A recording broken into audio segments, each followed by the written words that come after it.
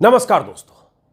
कर्नाटक में बीजेपी को लगे जोरदार तमाचे के बाद अगर आप में से एक आदमी को भी लगता है कि बीजेपी की कट्टर हिंदुत्ववादी राजनीति में कुछ बदलाव होगा तो आप गलतफहमी में हैं। कर्नाटक में हिंदुत्व वाली राजनीति में कुछ और खाद पानी डालकर भी औंधे मुंह गिरने के बाद या कहे चुनावी नतीजों में धूल चाटने के बाद भी बीजेपी आने वाले चुनाव में वही सब करेगी जो उसकी फितरत है। मोदी, नड्डा और शाह कर्नाटक में पूरी तरह पिटे तो क्या हुआ, यूपी में करेंगे, बिहार में करेंगे, एमपी और राजस्थान में करेंगे। कोई अपनी फितरत कैसे छोड़ सकता है?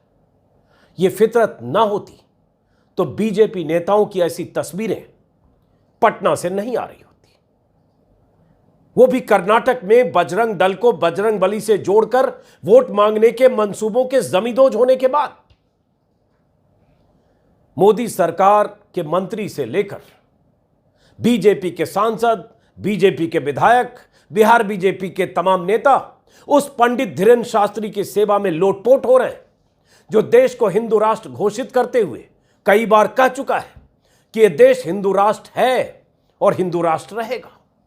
संविधान से चलने वाले इस देश को हिंदू राष्ट्र बनाने में जुटे ऐसे संविधान विरोधी और कट्टर हिंदुत्ववादियों के नुमाइंदे पंडित धीरेन्द्र शास्त्री का गाजे बाजे के साथ पटना पहुंचना और बीजेपी नेताओं का उसके दरबार में पहुंचकर तुरही बजाना इस बात का सबूत है कि आने वाले दिनों में बीजेपी वही करेगी जो उसकी फितरत है। स्क्रीन पर पटना में पंडित धीरेन्द्र शास्त्री के दरबार की तस्वीरें आप देख रहे हैं। अपने आसन पर पंडित धीरेन्द्र शास्त्री बैठे हैं और सामने थाल लेकर आरती करने वालों की कतार में केंद्रीय मंत्री गिरिराज सिंह, पूर्व केंद्रीय मंत्री रविशंकर प्रसाद, केंद्रीय मंत्री अश्विनी चौबे, बीजेपी सांसद और पूर्व मंत्री रामकृपाल यादव, बिहार बीजेपी के अध्यक्ष सम्राट चौधरी, बीजेपी नेता विजय कुमार सिन्हा लाइन लगाकर खड़े हैं।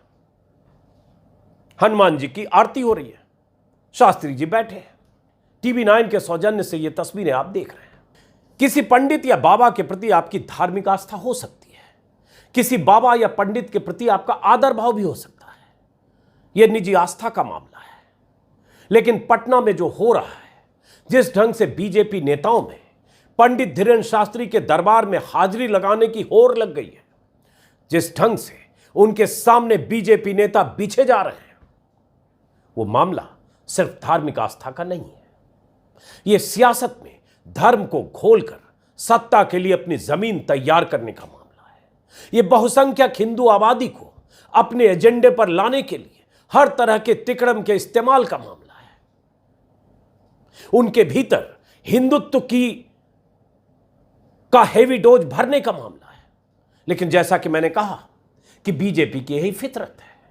कर्नाटक में बुरी तरह से चोट खाने के बाद भी बीजेपी के नेता बाज नहीं आने वाले हैं। बीजेपी नेताओं का यूं थाल लेकर 26 साल के उस पंडित धीरेन्द्र शास्त्री के सामने खड़े होकर बजरंग बली की आरती करना आने वाले वक्त में बिहार में बीजेपी की राजनीति का रोड मैप दिखा रहा है। तस्वीरें लगातार आ रही है। ऐसा लग रहा है कि जैसे बीजेपी नेताओं को साक्षात भगवान के दर्शन हो रहे हैं हर पल। बीजेपी नेता उस धीरेन्द्र शास्त्री की सेवा में ऐसे ही जुटे हैं जिसे 2 साल पहले तक कोई जानता भी नहीं था। न तो धर्मगुरु के तौर पर उसकी कोई पहचान थी, न ही उसके इलाके के बाहर के लोग जानते थे। सोशल मीडिया में अपने तौर तरीकों और उटपटांग बयानों की वजह से धीरेन्द्र शास्त्री चर्चा में आए। नाटकीय भाव भंगिमाओं के साथ उल जलूल बातें कहने के वीडियो वायरल होने लगे। कभी सनातन विरोधियों को सबक सिखाने के लिए बुलडोजर खरीदने के बयान देकर चर्चा में आए। कभी हिंदू राष्ट्र, इस देश को हिंदू राष्ट्र है, था और रहेगा जैसे बयानों की वजह से, कभी अपने नुस्खों की वजह से चर्चा में आए, तो कभी अपने दरबार में पर्चियां निकालने की वजह से। ऐसा संदेश दिया गया जैसे उनके पास हर मर्ज हर मुश्किल की दवा। फिर चैनलों ने पंडित धीरेन्द्र शास्त्री को हाथों हाथ लपक लिया। दरबार में न्यूज चैनल्स के नामचीन चेहरे और रिपोर्टर पहुंचने लगे। दिल्ली से सैकड़ों किलोमीटर दूर धीरेन्द्र शास्त्री की महिमा का बखान होने लगा। टीवी चैनलों पर कई कई दिन तक कवरेज होने लगा। लाइव इंटरव्यू, दर्जनों इंटरव्यू के जरिए धीरेन्द्र शास्त्री को स्थापित कर दिया गया। सोचिए जरा, पूरी प्लानिंग है, पूरी पटकथा है। अपनी कथा में भारत को हिंदू राष्ट्र बनाने के दावे करने लगा। धीरेन्द्र शास्त्री। फिर बीजेपी के नेताओं ने इसे हाथों हाथ लिया और आज स्थिति यह है कि जब धीरेन्द्र शास्त्री पटना पहुंचे तो एयरपोर्ट पर रिसीव करने के लिए मोदी सरकार के मंत्री गिरिराज सिंह समेत बीजेपी के कई नेता मौजूद थे। 12 तारीख को, 13 को नतीजे आए और उसके बाद से लगातार तस्वीरें। ऐसे वेलकम किया गया नेताओं की तरफ से जैसे बीजेपी का राष्ट्रीय अध्यक्ष पहुंच रहा हो और सबकी ड्यूटी लगी हो। ड्राइवर बनकर मनोज तिवारी, सांसद बीजेपी के, धीरेन्द्र शास्त्री को होटल तक ले गए। बिहार बीजेपी की पूरी मशीनरी धीरेन्द्र शास्त्री की सेवा में जुट गई और जुटी है। बिहार बीजेपी का शायद ही कोई बड़ा नेता बचाओ जो धीरेन्द्र शास्त्री के सामने लोट न रहा। एकदम भगवान के दर्शन हो गए सबको। कहा जा रहा है हजारों की भीड़ जुटी है, भीड़ बेकाबू हो रही है।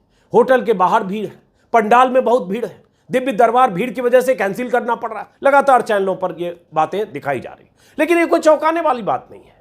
धर्म भीरू जनता के दिमाग में सोशल मीडिया और चैनलों के जरिए 24 घंटे अगर ये भर दिया जाएगा कि ये बाबा कितना बड़ा चमत्कारी है, ये पंडित कितना बड़ा चमत्कारी है, इसके पास सारे दुखों और परेशानियों का इलाज है, अगर लोगों को यह बताया जाएगा कि पंडित धीरेन्द्र शास्त्री बाबा बागेश्वर के दरबार में जाने से जिंदगी की मुश्किलें खत्म हो जाती हैं या हो जाएंगी, मन की मुराद पूरी हो जाएगी, नौकरी मिल जाएगी, बीमारी दूर हो जाएगी, लोग तो जाएंगे ही। इसलिए भीड़ जुटना कोई मुद्दा नहीं है। बहुत से बाबाओं के पंडालों में हमने हजारों लाखों की भीड़ भी देखी है, भक्तों का पागलपन, दीवानापन भी देखा है और उन बाबाओं को सलाखों के पीछे जाते भी देखा है। इसलिए मुद्दा नहीं है।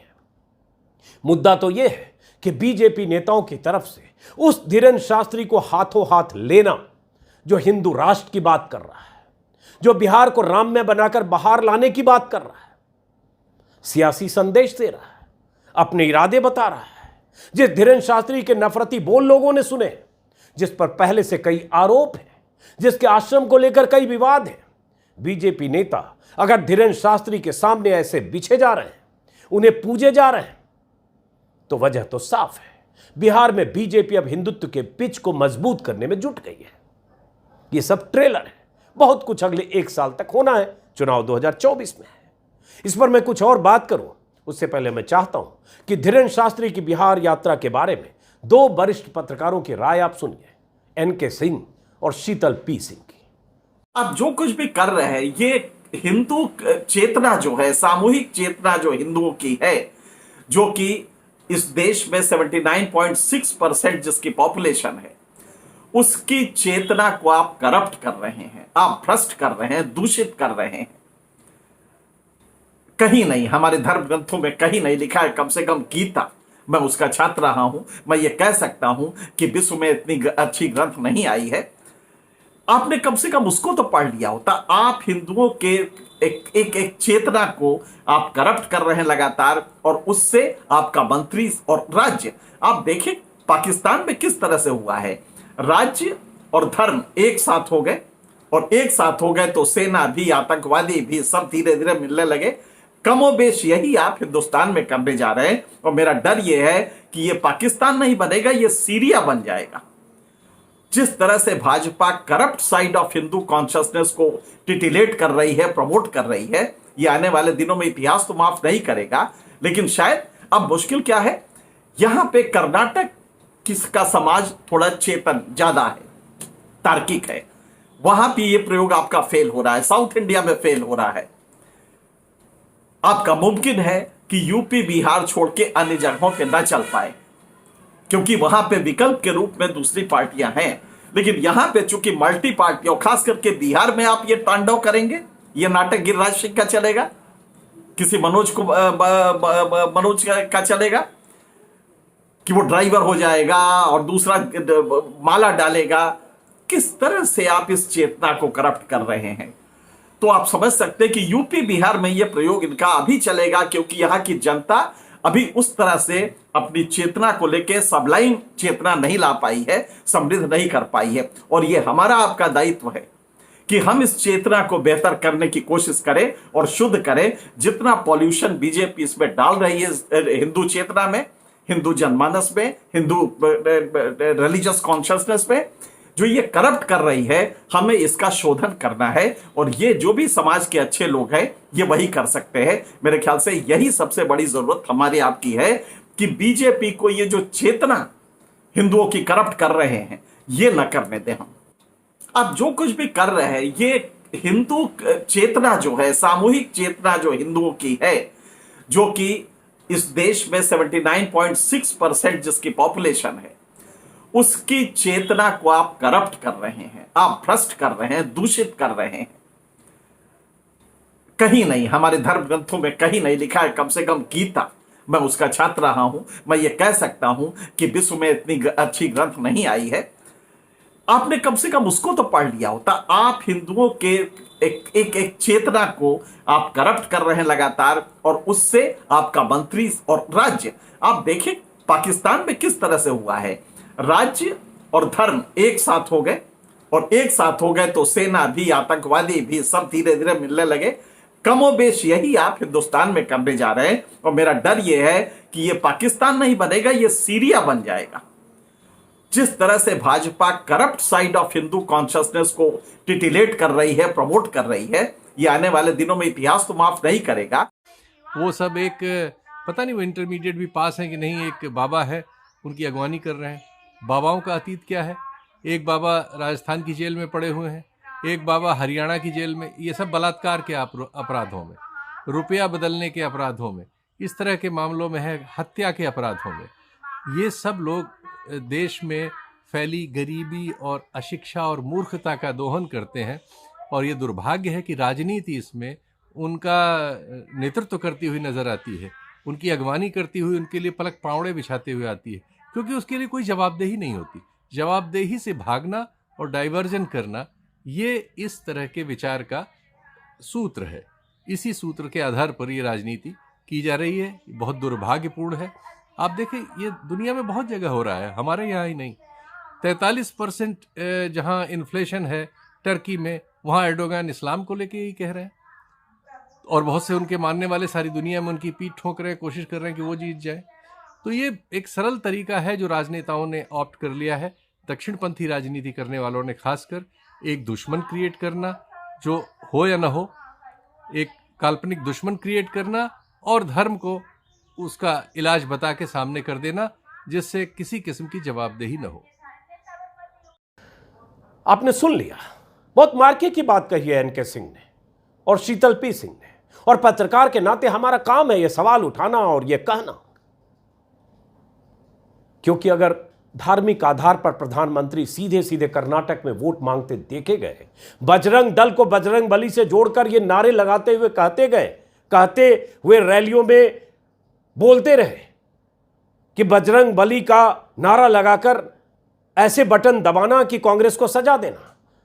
सजा तो कर्नाटक की जनता ने बीजेपी को दे दी, लेकिन बहुत सारे लोगों को लग रहा था कि बीजेपी बदलेगी क्या, बीजेपी सोचेगी क्या, बीजेपी मुख्य मुद्दे पर आएगी क्या, रोजगार और बाकी बुनियादी मुद्दों पर बीजेपी अब लड़ेगी क्या। ना, तब भी मैंने कहा और अब भी कर रहा हूं बार बार, बीजेपी वही करेगी जो शुरू में कहा, जो बीजेपी की फितरत है। क्योंकि पता है सरकार के 9 साल होने जा रहे हैं, अगले साल चुनाव है, और चुनाव से पहले वो सारे हथकंडे इस्तेमाल कर रहे हैं। मंदिर तो यूपी में बन ही रहा है, उसके पहले ऐसे कितने बाबा पंडित अलग अलग राज्यों में जाएंगे, ऐसे ही कथाएं होगी, प्रवचन होगा, ऐसे ही बीजेपी नेता दिखेंगे। और बिहार तो खास है, क्योंकि पिछली बार जेडीयू बीजेपी का गठबंधन था, 40 में से 39 सीटें जीत गई दोनों पार्टियां मिलकर, 17 बीजेपी 16 जेडीयू। इस बार बीजेपी अलग है, जेडीयू आरजेडी के साथ है, एक मजबूत महागठबंधन, कांग्रेस आरजेडी और जेडीयू। मजबूत ताकत के सामने बीजेपी को अब अकेले अपने दम पर, छोटी पार्टियां एक दो जो भी उसके साथ रह जाए, उसके साथ बीजेपी को अपनी खोई हुई जमीन भी पानी है, वो 17 सीट भी बचानी है, और हसरत उससे ज्यादा की भी होगी। तो पता है कि बहुत आसान नहीं है। तो इसलिए बीजेपी बिहार की बहुसंख्यक आबादी को धार्मिक आधार पर उनके भीतर हिंदुत्व का हेवी डोज देकर, और इस तरह के सार्वजनिक प्रकटीकरण के साथ, ये सार्वजनिक तौर पर इस तरह से हिंदू राष्ट्र की बात करने वाले बाबा या पंडित उनके दरबार में जाकर, यह सनातन धर्म के नाम पर जो एक कर्मकांड और बहुत सारी चीजें चल रही है, वहां बीजेपी नेता अपनी मौजूदगी दिखाकर एक बार ऐसा कुछ माहौल बनाने में जुटे हैं कि मकसद है कि 2024 में जब चुनाव हो तो 17 सीटें जीतें, कुछ ज्यादा जीते। लेकिन क्या बिहार की जनता, जिसने पहले भी बीजेपी को सबक सिखाया था, पहले भी जब विधानसभा चुनाव पिछली बार हुआ था, जब अमित शाह बिहार में चुनावों के दौरान कहने लगे थे कि हाँ नीतीश लालू जीतेंगे तो पाकिस्तान में पटाखे चलेंगे, क्योंकि तब नीतीश कुमार बीजेपी से अलग होकर आरजेडी के साथ साझा गठबंधन के तहत चुनाव लड़ रहे थे। बीजेपी 55 सीटें शायद आई थी, अगर मुझे ठीक से याद है। सत्ता से बीजेपी बाहर हुई थी, या सत्ता नहीं हासिल की थी, सत्ता से पहले नीतीश कुमार ने पाला बदला था, सत्ता से बाहर थी। लेकिन वो सारे दांव तब फेल हुए थे। बाद में नीतीश कुमार आए, बीजेपी के साथ जो कुछ हुआ। लेकिन अब बीजेपी के सामने चुनौती है बाकी राज्यों के साथ, बिहार में बड़ी चुनौती है। मोदी जी 2024 में तीसरी पारी खेल सकें, इसलिए बिहार में ऐसी जमीन तैयार करने की कोशिश हो रही है। बहुत सारे लोग जो बाबा के पास पहुंच रहे हैं, होटल में पहुंच रहे हैं, हिंदू राष्ट्र ऐसे पहुंच रहे हैं, भगवाधारी बहुत सारे लोग पहुंच रहे हैं। भीड़ को बार बार चैनल पर दिखाया जा रहा है, चैनलों पर उनके लाइव इंटरव्यू हो रहे हैं। लेकिन सोचना आपको है, सोचना आपको है, दिमाग आपको लगाना है। कर्नाटक की जनता ने सोचकर फैसला तो दिया है। कोर इशू, मुद्दा जनता से जुड़ा, महंगाई, बेरोजगारी, बाकी मुद्दे, करप्शन, बाकी सारे मुद्दे, उन मुद्दों पर सवाल पूछिए और उन मुद्दों पर जो पार्टी आपको मुफीद लगे उसके बारे में सोचिए। लेकिन इस फेर में मत पड़िए जिस फेर में बीजेपी आपको फंसाने की कोशिश करेगी। फिलहाल इस वीडियो को खत्म करते हैं, फिर मुलाकात होगी किसी और वीडियो में। और अगर आपने मेरे चैनल को सब्सक्राइब नहीं किया तो सब्सक्राइब करेंगे, और सब्सक्राइब किया तो ज्वाइन करेंगे। नमस्कार।